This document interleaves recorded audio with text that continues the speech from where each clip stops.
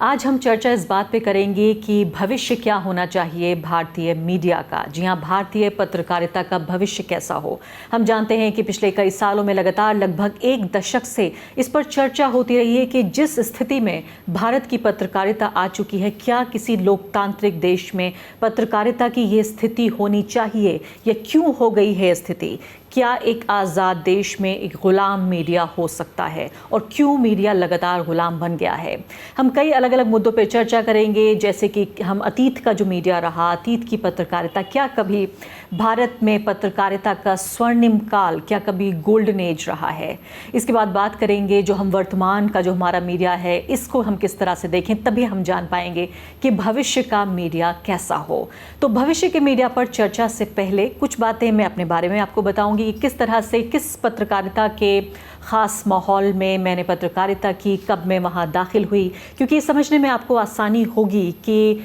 मैं जिस तरह की पत्रकारिता करती हूँ या मैं पत्रकारिता को किस तरह से देखती हूँ, वो मेरा एक निजी अनुभव भी है। पेशेवराना अनुभव के अलावा मेरा एक निजी अनुभव भी है कि एक व्यक्ति के तौर पे मैं किस समय पत्रकारिता की, भारतीय पत्रकारिता जगत में दाखिल हुई और उसी के इर्द गिर्द जिस तरह से जो बनावट है, जो शेप है मेरी पत्रकारिता की, उसने ली। तो करीब करीब 2 दशक से ज़्यादा गुजर चुके हैं। ये वही वक्त था जबकि भारत में जो न्यूज़ मीडिया है उसका प्राइवेटाइजेशन हो रहा था और मेरे ही सामने अभी जितने बेशतर जो पहली जनरेशन के तमाम न्यूज़ चैनल्स हैं जो लॉन्च हुए, वो मेरे ही सामने हुए। तो मैं सही वक्त पर बिल्कुल मैंने मीडिया में एंटर किया, जबकि बिल्कुल असीमित संभावनाएं थी मीडिया में। मैंने अलीगढ़ मुस्लिम यूनिवर्सिटी से पत्रकारिता की पढ़ाई की और उस वक्त उतनी ज़्यादा, अगर पेशेवराना सिर्फ प्रोफेशनल या करियर के एतबार से देखा जाए तो उतनी ज़्यादा संभावनाएं नहीं थी। लेकिन जैसे ही मैं दाखिल हुई सन 2000 में, तभी उसी के आसपास अगले 5 सालों तक जो मीडिया का पूरा आकाश था वो इतना ज़्यादा बड़ा हो गया, इतना ज़्यादा विशाल हो गया कि पूरी तरीके से एक नया सेक्टर खुल गया जिसमें नई नौकरियाँ थीं, नई संभावनाएँ थीं और बहुत अच्छा माना गया कि भारतीय लोकतंत्र के लिए जो प्राइवेट मीडिया है उसका, न सिर्फ के मीडिया का बल्कि डेमोक्रेटाइजेशन हुआ, इन्फॉर्मेशन का जो सूचना थी उसका भी लोकतांत्रिकरण हुआ, क्योंकि सरकार के कंट्रोल से जो सूचना का पूरा जो कारोबार था उसका बेशतर हिस्सा उससे बाहर आ गया। और इसलिए ये बहुत अच्छी खबर थी किसी भी लोकतंत्र के लिए, दुनिया के सबसे बड़े लोकतंत्र के लिए। जब मैंने मीडिया में मैं दाखिल हुई तो उस दौरान तभी स्टार न्यूज़, एनडीटीवी, ये तमाम 24/7 चैनल्स लॉन्च हुए, 24 घंटे के जो खबरिया चैनल थे। उस वक्त भी मैं ये नहीं कह सकती हूँ कि जो हमारा न्यूज़ मीडिया था वो पूरी तरीके से आज़ाद था या वो आदर्श था या वो मीडिया का स्वर्णिम काल था। और यहाँ मैं ये ज़रूर अपने दर्शकों को, आप जो देख रहे हैं, वो याद दिलाना चाहती हूँ कि मैं ज़्यादातर इसमें जो ऑडियो विजुअल मीडिया है उसके बारे में ज़्यादा चर्चा करूँगी, क्योंकि मेरा जो अनुभव रहा है, निजी अनुभव, वो ऑडियो विजुअल मीडिया में काम करने का रहा। यानी टीवी से लेकर अब डिजिटल मीडिया में भी जो मेरा काम है, ज़्यादातर द वायर में मैं सीनियर एडिटर की हैसियत से काम करती हूँ, वो भी ऑडियो विजुअल मीडिया के दायरे में ही आता है। तो इसलिए इस पर बात करने में मैं अपने को ज़्यादा क्वालिफाइड समझती हूँ, इसलिए इस पर बात करूँगी। तो उस दौरान जब ये 24 घंटे के चैनल्स लॉन्च हो रहे थे, दूरदर्शन ही सिर्फ अकेली स्क्रीन नहीं थी, आपको खबरें अलग अलग जगह पर मिल सकती थी, अलग अलग ये टीवी नेटवर्क्स थे। तब भी आदर्श नहीं था, लेकिन तब चिंताएं अलग थीं। तब इस तरह की बात थी कि जैसे मैंने कहा कि सूचना का जो पूरा एक आकाश था उसका लोकतांत्रिकरण हो रहा था, लोगों को अलग अलग तरीके से माध्यम से खबरें मिल रही थी। लेकिन चिंता जब ये थी कि जो ट्रेडिशनली हमने देखा है, पारंपरिक रूप से जो समुदाय भारत में ज़्यादा ताकतवर रहे हैं, राजनीतिक तौर पर, सामाजिक तौर पर, आर्थिक तौर पर, उन्हीं की आवाज़ लगातार मजबूत होती रही। और साफ शब्दों में कहूँगी मैं तो हिंदू अपर कास्ट, जो उच्च जाति का हिंदू समुदाय है, उसकी आवाज़ लगातार, उसको ये कह के दिखाया जाता रहा, बताया जाता रहा कि यही भारत की आवाज़ है, जबकि ये सच नहीं है। तब भी कमज़ोर तबके थे, जैसे कि दलित हैं, आदिवासी हैं, किसान हैं, मज़दूर हैं, महिलाएं हैं, युवा हैं, भारत के धार्मिक अल्पसंख्यक हैं, जो उत्तर पूर्व के राज्य हैं, उन तमाम को, कश्मीर की आवाज़ है, इन तमाम को कहीं ना कहीं हाशिए पे तब भी देखा गया। लेकिन एक लगातार इसको लेकर एक संघर्ष चलता रहा कि हमें ज़रूर इन समुदायों को रिप्रेजेंटेशन देना चाहिए, हमें अपने ख़बरों में, अपनी हेडलाइंस में ज़्यादा इसमें विभिन्नता लानी चाहिए। इसको ज़्यादा डाइवर्सिफाई करना चाहिए। एक और लगातार जिस पर चर्चा होती रही, वो अलग बात है कि कितना ज़्यादा इस उद्देश्य को हम हासिल कर पाए, वो ये था कि जो न्यूज़ रूम्स हैं हमारे, उनमें भी डाइवर्सिटी होनी चाहिए। न्यूज़ रूम में उस वक्त ये भी इसको लेकर बहुत बहस थी कि महिलाओं की तादाद बहुत कम थी, तो महिलाएं ज़्यादा आनी चाहिए, और ख़ासकर जो एडिटोरियल रोल्स हैं जहाँ पर फैसले लिए जाते हैं, जो एडिटोरियल जो बोर्ड मीटिंग्स होती हैं, वहाँ पर कम महिलाएं थीं। और संपादकों में तो गिने चुने हम कह सकते हैं कि जहाँ महिलाएं head of the news room थीं, जहाँ वो फैसले ले रही थीं, हेडलाइंस तय कर रही थी कि क्या होना चाहिए, शाम के बुलेटिन्स में क्या चर्चा होनी चाहिए। तो जैसे जैसे ये जो प्राइवेट न्यूज़ मीडिया है उसका जो मैंने कहा कि आकाश बड़ा होता गया, हमने देखा कि सिर्फ purely business point of view से ज़्यादा महिलाओं को हमने दाखिल होते देखा, जिसमें आपको स्क्रीन पे ज़्यादा महिलाएं नज़र आईं, लेकिन फ़ैसला लेने वाले तब भी ज़्यादा पुरुष थे। यानी एंकर्स के तौर पे आपको महिलाएं ज़्यादा नज़र आईं, लेकिन संपादक पुरुष ज़्यादा थे। फैसला ले रहे थे संपादक, महिलाएं उसे स्क्रीन के सामने डिलीवर कर रही थी। इसमें जाहिर है कि अलग अलग एक तरह से ऐसे उदाहरण दिए जा सकते हैं कि कुछ न्यूज़ रूम्स दूसरे न्यूज़ रूम से बेहतर हो सकते हैं, लेकिन ज़्यादातर हमने यही देखा। तो मैंने बताया आपको कि उस वक्त भी मीडिया का एक बड़ा धड़ा ऐसा था जिसको प्रो एस्टैब्लिशमेंट कहा जा सकता है, जो सत्ता के ख़िलाफ़ बात नहीं करता था ज़्यादा, लेकिन एक जो मिनिमम स्टैंडर्ड था, जो एक बिल्कुल निम्नतम जो पैमाना है पत्रकारिता का, वो कम से कम फॉलो होता था। सबसे बड़ी बात ये थी कि जो सत्ता की जो लाइन है, जो सरकारी लाइन है, उस लाइन को लेने में अगर कुछ पत्रकार ऐसे थे भी जो उस तरफ झुके हुए नज़र आते थे, तब भी पत्रकार इसे अपना फ़र्ज़, अपना धर्म समझते थे पेशे का कि हमें सत्ता के विरुद्ध रहना है। क्योंकि आप जानते हैं कि जो पत्रकारिता है, जो मीडिया है, उसका जो डिज़ाइन है, by design it is anti establishment, यानी इसको सरकार के ख़िलाफ़ ही बाय डिज़ाइन रहना है। इसीलिए कहा जाता है कि हम चौकीदार हैं। जो मीडिया है, जो चौथा खंबा है लोकतंत्र का, वो सिर्फ सरकार ही नहीं बल्कि तीनों जो खंबे हैं लोकतंत्र के, उनका चौकीदार है, उनकी चौकीदारी करता है। तो जाहिर है सत्ता की लाइन लेकर या एस्टैब्लिशमेंट की लाइन लेकर वो चौकीदारी तो नहीं कर सकता। तो मैंने कहा कि एक तबका ज़रूर ऐसा था जो लगातार कोशिश करता था कि सरकार के सुर में सुर मिलाए। कुछ ऐसे भी तबके थे जो भोंपू की तरह काम करते थे, लेकिन उसके बावजूद भी एक बड़ा तबका ऐसा था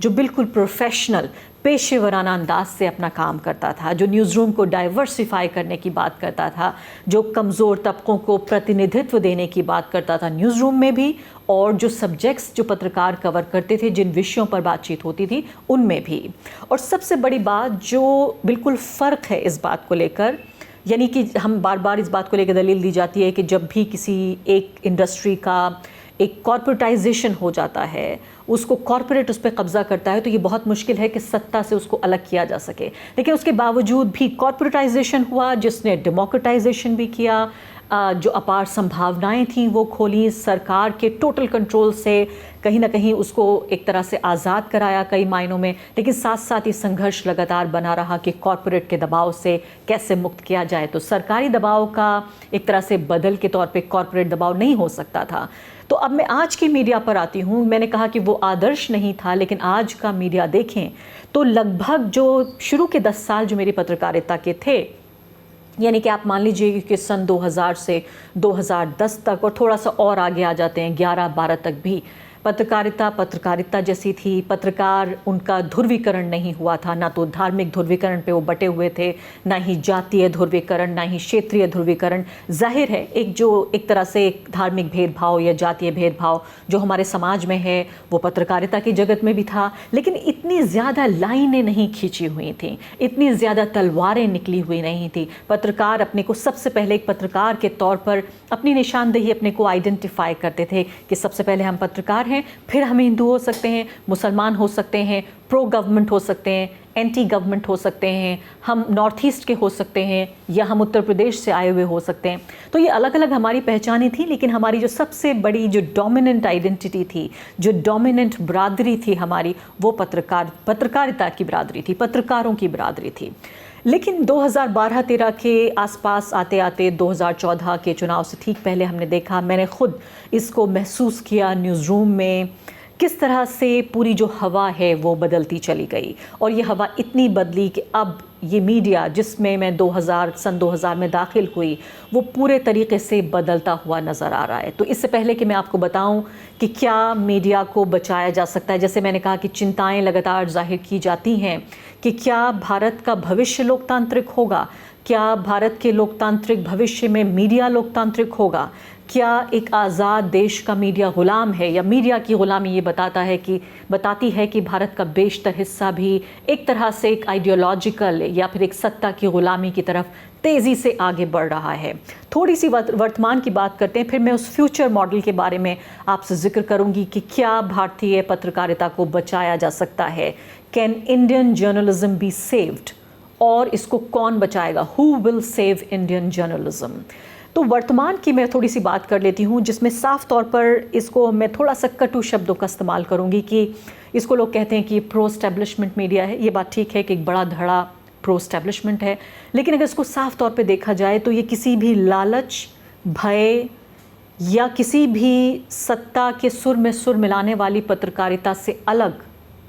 सबसे बड़ी बात जो एक डोमिनेंट एलिमेंट देखने को मिल रहा है आज की पत्रकारिता में, आज के पत्रकारों के ऊपर, और आज की जो स्क्रीन है उस पर, या अखबार के जो पन्ने हैं उस पर, या आपकी कंप्यूटर की, मोबाइल की जो स्क्रीन है उस पर देखने को मिलता है, वो है आइडियोलॉजिकल एलिजेंस। यानी कि विचारधारा के स्तर पर इतना ज़्यादा एक रूपता है जो फ़िलहाल आरएसएस और भाजपा का जो विचारधारा का एक आइडियोलॉजिकल जो प्रोजेक्ट है भारत को एक हिंदू राष्ट्र बनाने का, या साफ शब्दों में कहूँ तो हिंदू राष्ट्र नहीं बल्कि एक ब्राह्मण राष्ट्र, एक ब्राह्मणिकल स्टेट बनाने का जो एक प्रोजेक्ट है आरएसएस और भाजपा का, उसमें हम देख रहे हैं कि किस तरह से हमारे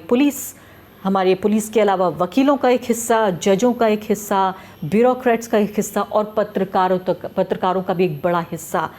भाजपा और आरएसएस के जो हिंदू राष्ट्र का जो ये प्रोजेक्ट है, भारत जो दुनिया का सबसे बड़ा लोकतंत्र है, एक सेक्युलर डेमोक्रेसी है, उसको एक थियोक्रेटिक धर्म पर आधारित राष्ट्र में तब्दील करने की जो ये पूरी बड़ी साजिश है, जिसको 100 साल से आरएसएस पालता रहा है और अब अपने उस सपने के बिल्कुल नज़दीक पहुंच गया है, उसमें फुट सोल्जर्स, उसमें फौजियों, सिपाहियों की तरह काम कर रहे हैं ये पत्रकार। क्योंकि आप यकीन जानिए कि कोई भी पार्टी कितनी ही मजबूत क्यों ना हो, उसका नेटवर्क कितना भी बड़ा क्यों ना हो, वो जब तक उस अपने इतने बड़े आइडियोलॉजिकल प्रोजेक्ट को, सपने को साकार नहीं कर सकती है, जब तक कि एक आबादी का बड़ा हिस्सा उसके इस प्रोजेक्ट का हिस्सा ना बन जाए। हम अक्सर ये कहते हैं कि क्या भारत का डीएनए बदल रहा है। ये कहते हुए मुझे अफसोस हो रहा है कि नेता बदलने के साथ साथ, नेतृत्व बदलने के साथ साथ भारतीय जनता का एक हिस्सा कम से कम ऐसा है जिसका डीएनए बदल रहा है। ये मैं बिल्कुल नहीं कहना चाहती हूँ कि भारत का डीएनए बदल रहा है। मैं चाहती हूँ कि कभी वो दिन ना आए कि ये कहना पड़े कि भारत का डीएनए बदल रहा है, लेकिन एक हिस्सा ज़रूर ऐसा है, एक मजबूत कमिटेड वोट बैंक इस पार्टी का और इस जो सत्तारूढ़ पार्टी है उसका, जो कि इनके जो आइडियोलॉजिकल प्रोजेक्ट है उसमें यकीन रखता है। तो बिना, मैं कहूँगी कि लालच एक वजह हो सकती है, भय एक वजह हो सकती है, फ़ायदा हासिल करना एक वजह हो सकती है, कमर्शियल इंटरेस्ट हो सकता है, अपनी नौकरी बचाने का भी इंटरेस्ट हो सकता है, बहुत सारे लोग हो सकता है सिर्फ इस वजह से काम कर रहे हों, लेकिन एक बड़ा हिस्सा पत्रकारिता जगत का वो है जो फुट सोल्जर बन गया है आरएसएस बीजेपी का, उन्हीं का जो आइडियोलॉजिकल प्रोजेक्ट है हिंदू राष्ट्र बनाने का, उसमें बढ़ चढ़ कर वो पार्टिसिपेट कर रहा है। और इसलिए ये ख़तरनाक बात है, और इसीलिए जो ध्रुवीकरण हो रहा है, जो पोलराइजेशन हो रहा है based on religion, based on caste, based on regional identity की भी मैं बात कर रही हूँ, जो क्षेत्रीय पहचान है हमारी, उसके बारे में भी मैं जिक्र कर रही हूँ। तो इसी वजह से ये ज़्यादा ख़तरनाक है, किसी लालच या भय की वजह से नहीं है, नौकरी बचाने की सिर्फ एक मंशा की वजह से नहीं है, बल्कि एक बड़ा जो ये आइडियोलॉजिकल विचारधारा का जो एक बड़ा प्रोजेक्ट है, ये उसका एक बड़ा हिस्सा है। और इसी की वजह से तमाम तरह की जो खराबियाँ नज़र आ रही हैं, जो एक आर्टिफिशियल एनिमी जो बनाया जा रहा है, जो भी एक बहुसंख्यकवाद की जो राजनीति होती है, पॉलिटिक्स ऑफ मेजॉरिटेरियनिज्म, उसके लिए बहुत ज़रूरी होता है कि एक बाहरी दुश्मन तैयार किया जाए, एन एक्सटर्नल एनिमी। भारत के केस में ये एक्सटर्नल नहीं है बल्कि ये इंटरनल एनिमी है। पिछले कमोबेश 8 से 10 साल में हमने देखा है कि किस तरह से इस प्रोजेक्ट के तहत ही जो भारत के मुसलमान हैं, जो रिलीजियस माइनॉरिटी हैं उनको एक दुश्मन की तरह पेश किया जाता है। न सिर्फ कि 21वीं सदी के मौजूदा मुसलमान बल्कि 500-700 साल पहले मुग़ल राजाओं को कब्रों से निकाल कर उनकी आलोचना कर कर उन्हें एक डिमोनाइज करके उनका एक दैत्य रूप लोगों के सामने, एक शैतानी चेहरा लोगों के सामने पेश करके उनके गुनाहों का, जैसे मैं कई बार इस बात को कहती हूँ कि इतिहास कभी भी काला या सफ़ेद नहीं होता, उसके डिफरेंट शेड्स होते हैं। मुग़ल राजाओं ने कुछ अच्छी चीज़ें की होंगी, कुछ बहुत अच्छी चीज़ें की होंगी, कुछ बुरी चीज़ें की होंगी, कुछ बहुत बुरी चीज़ें की होंगी। और उस दौर के हिसाब से, जबकि लोकतंत्र नहीं था, जब इस तरह की सेक्युलर वैल्यूज़ नहीं थी, उस दौर के हिसाब से मैं नहीं जानती कि उनकी जो राजनीति थी या उनका जो शासन था उसको उसी हिसाब से, उसी प्रिज्म से देखा जाना चाहिए और उनकी किसी भी गलत हरकत को उसकी तारीफ़ नहीं होनी चाहिए। लेकिन ये जो एक आर्टिफिशियली जो तैयार करने की कोशिश है कि कुछ मुग़ल बादशाहों को निकाल कर उनकी आलोचना करके न सिर्फ कि उनका हिसाब बल्कि यहाँ तक मैं कहूँगी कि उनका बदला 21वीं सदी के भारतीय मुसलमानों से लेना, कि उनके जो कुकृत्य थे, उनके जो ख़राब काम थे, उनका आपको जवाब देना पड़ेगा। जैसे भारतीय मुसलमान यहाँ का एक हिस्सा नहीं हैं बल्कि एक बाहरी ताकत हैं। वो भारत के कल्चर को, भारत की सभ्यता को, भारत की राजनीति, समाज, अर्थव्यवस्था को किस तरह से नुकसान पहुँचा रहे हैं। तो लगातार ये जो एंटी मुस्लिम प्रोजेक्ट है जिसको एक्सटेंड करके एंटी क्रिश्चियन भी बनाया जाता है, एंटी फार्मर्स भी बनाया जाता है, एंटी लेबरर्स भी बनाया जाता है, यानी जो भी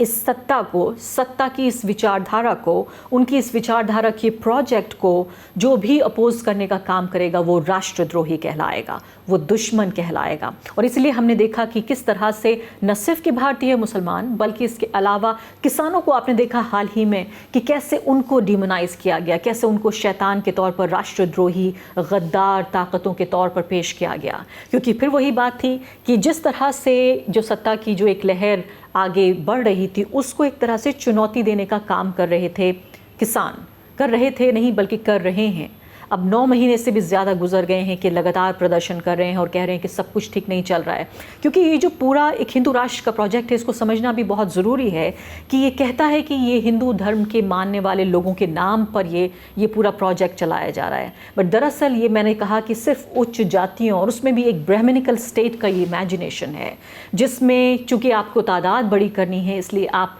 तमाम जो 80% जो आबादी है जो हिंदू धर्म को मानती है उसको साथ लेके चलते हैं। लेकिन उसमें वो लोग नहीं हैं जो मज़दूर हैं, वो लोग नहीं हैं जो किसान हैं, वो लोग नहीं हैं जो गरीब हैं। इसीलिए ये जो सरकारी पूरा एजेंडा है, इसलिए ये सिर्फ एंटी माइनॉरिटी ना होकर सबसे पहले ये एंटी पुअर भी है, गरीब विरोधी भी है।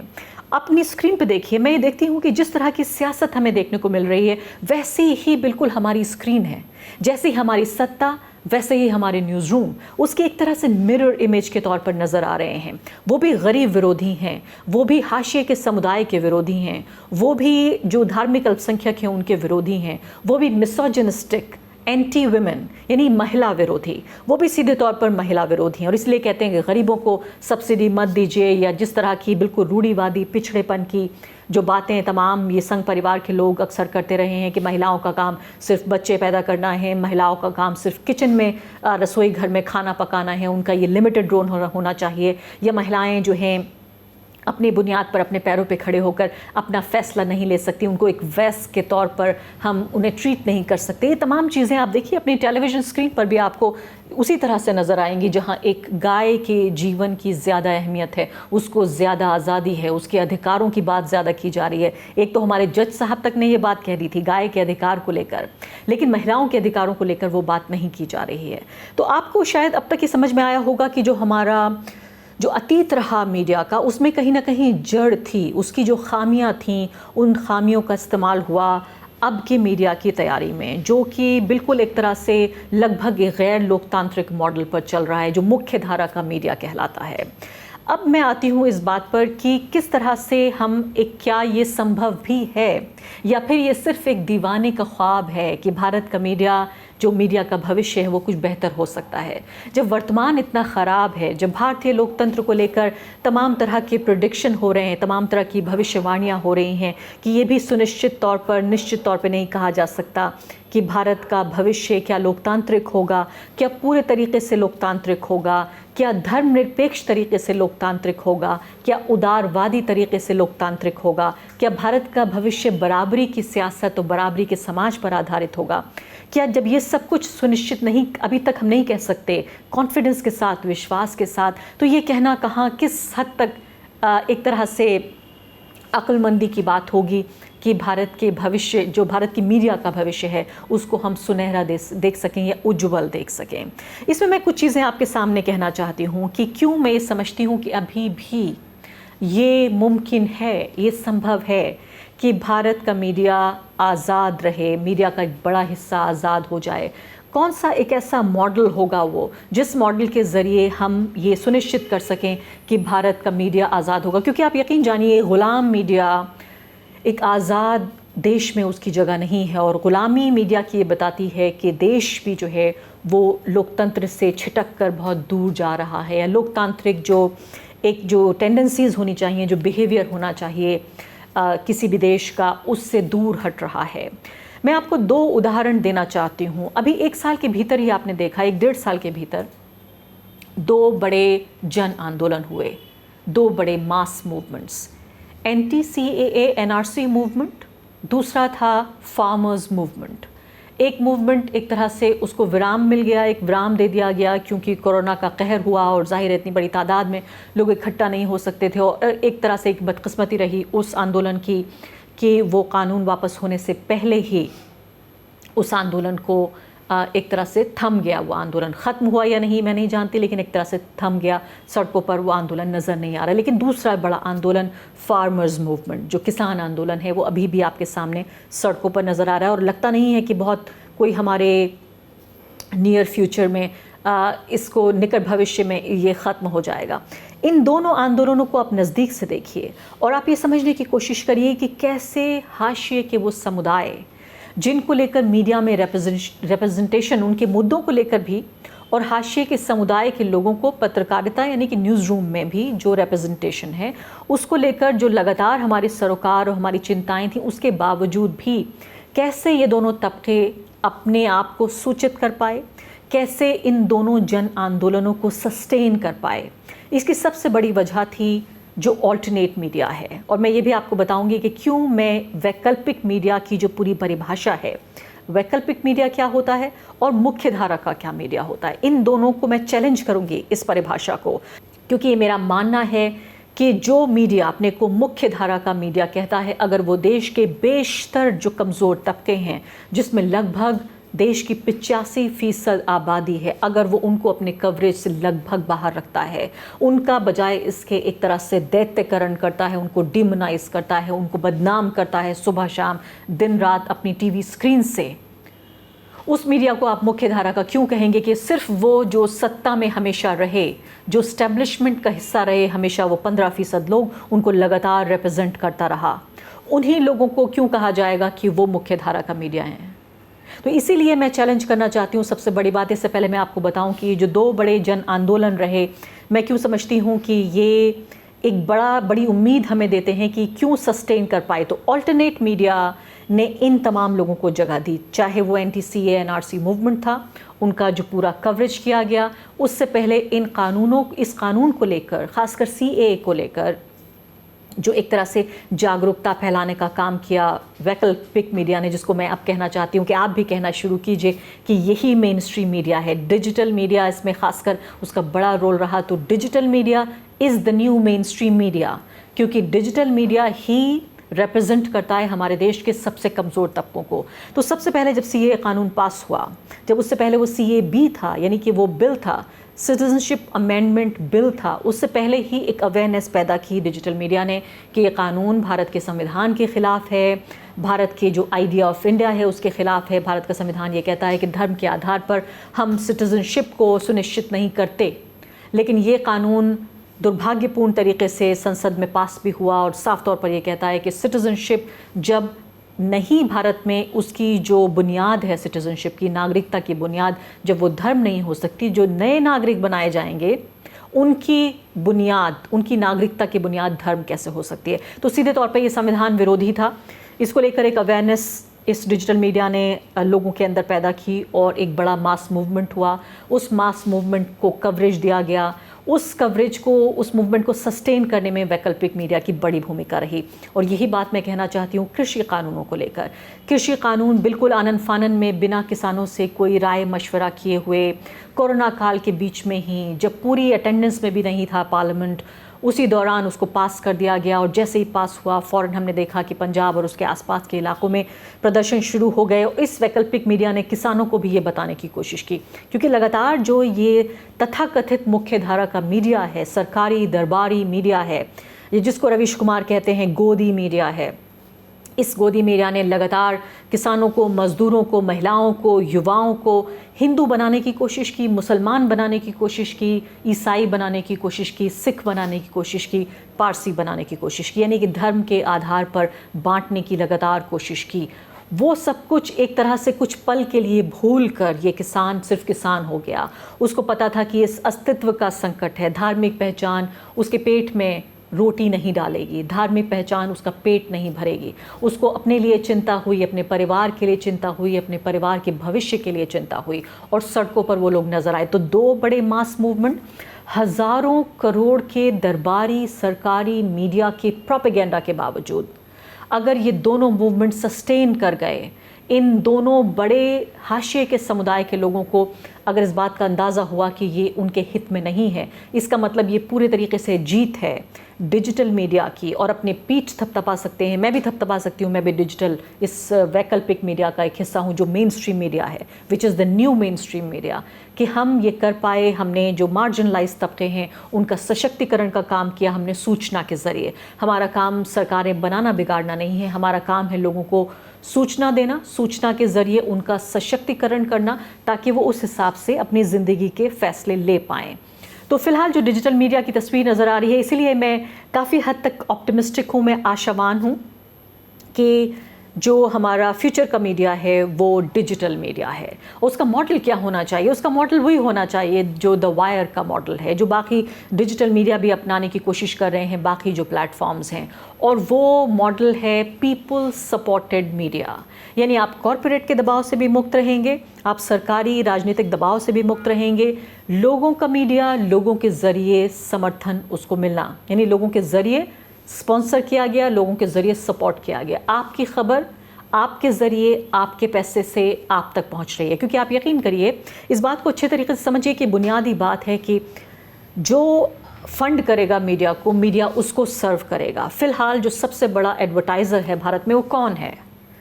भारत में मीडिया में सबसे बड़ा एडवर्टाइज़र है गवर्नमेंट ऑफ इंडिया। भारत की सरकार सबसे बड़ी एडवर्टाइज़र है। इसका मतलब क्या हुआ कि मीडिया किसको सर्व करेगा? भारत की सरकार को। भारत की सरकार यानी सत्तारूढ़ पार्टी,